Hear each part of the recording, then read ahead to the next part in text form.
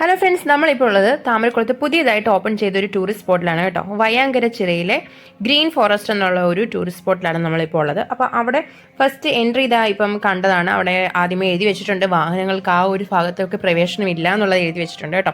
അപ്പോൾ നമ്മൾ വണ്ടി മുകളിൽ പാർക്ക് ചെയ്തിട്ട് ഇതേപോലെ താഴേക്ക് നടന്ന് വേണം പോകാൻ വേണ്ടിയിട്ട്. അവിടുന്ന് ആൾക്കാർ ഇങ്ങനെ മുകളിലേക്ക് കയറി വരുന്നുണ്ട് കേട്ടോ. കയറ്റം കയറി വരുന്നുണ്ട്. കയറ്റം കയറുന്നത് അത്യാവശ്യം നല്ല ആയാസമുള്ള ഒരു ജോലി തന്നെയാണ് കേട്ടോ. തിരിച്ചു വന്നപ്പോഴാണ് മനസ്സിലായത്. താഴോട്ട് ഇറങ്ങിയപ്പോൾ സുഖമായിട്ട് ഇങ്ങനെ അങ്ങ് ഇറങ്ങിപ്പോയി. അപ്പം ഇതാണ് നമ്മുടെ ടിക്കറ്റ് കൗണ്ടർ കേട്ടോ. അപ്പോൾ ഇവിടെ ചെന്ന് നമ്മൾ ടിക്കറ്റ് എടുക്കണം. ഒരാൾക്ക് 20 രൂപ വെച്ചിട്ടാണ് അവർ ടിക്കറ്റ് റേറ്റ് ഇട്ടിരിക്കുന്നത്. അപ്പോൾ അതെടുത്തിട്ട് നമ്മൾ അകത്തേക്ക് ഇങ്ങനെ കയറി ചെല്ലുമ്പോൾ ഇവിടെ ഒരു ചെറിയ മണ്ഡപം പോലെ കാണാം കേട്ടോ. ഗ്രീൻ ടൂറിസം എന്നൊക്കെ പറഞ്ഞ്.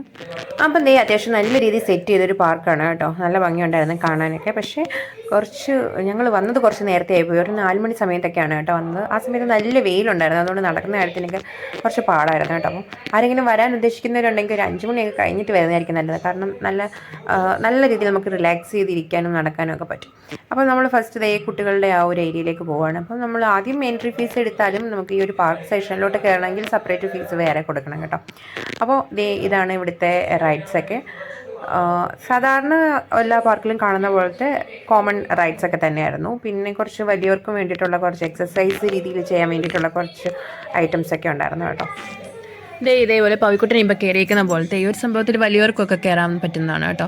ഈ റൈഡ്സിലൊക്കെ വലിയവർക്കും കയറാൻ പറ്റുന്നതാണ്. അവർക്ക് ഒരു എക്സസൈസ് എന്നുള്ള രീതിയിൽ നമുക്ക് കുറച്ച് നേരം വന്ന് ഇവിടെ ഈ ഒരു സംഭവങ്ങളിലൊക്കെ കയറി നമുക്കൊന്ന് റിലാക്സ് ചെയ്ത് കുറച്ച് ഫാറ്റൊക്കെ ബേൺ ചെയ്ത് അടിപൊളിയായിട്ട് പോകാം കേട്ടോ. പിന്നെ നമ്മൾ നേരെ പോയത് ബോട്ടിങ്ങിനാണ് കേട്ടോ. ബോട്ടിങ്ങിന് സെപ്പറേറ്റ് ചാർജ് ഉണ്ട്. അവിടെ സ്പീഡ് ബോട്ട്, കൊട്ടവഞ്ചി, പിന്നെ കയാക്ക്, പലതരത്തിലുള്ള ബോട്ടിങ് നമുക്ക് ഇവരിങ്ങനെ പറഞ്ഞു തരും. അപ്പോൾ നമുക്ക് ഇഷ്ടമുള്ളത് ചൂസ് ചെയ്യാം. എല്ലാത്തിനും ഒരേ റേറ്റ് തന്നെയാണ് കേട്ടോ. അപ്പോൾ നമ്മൾ ചൂസ് ചെയ്തത് എല്ലാവർക്കും ഒരുമിച്ച് പോകാൻ പറ്റുന്ന രീതിയിൽ സ്പീഡ് ബോട്ടിലാണ് പോയത്.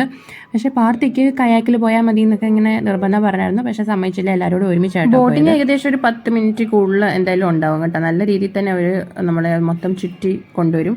പക്ഷേ ഞങ്ങൾ പോയപ്പോഴത്തെ ഒരു പ്രശ്നം എന്ന് പറഞ്ഞാൽ നല്ല വെയിലായിരുന്നു. അത് മാത്രമേ ഉള്ളായിരുന്നു ഒരു പ്രശ്നം. കുറച്ച് ലേറ്റ് ആയിട്ട് എന്ന് വെച്ചാൽ ഒരു വെയിലൊക്കെ താന്നിട്ട് പോയാൽ നല്ല രസമായിരിക്കും കേട്ടോ. ബോട്ടിങ് സൂപ്പറായിരിക്കും. അപ്പം എന്തായാലും അടിപൊളിയായിരുന്നു.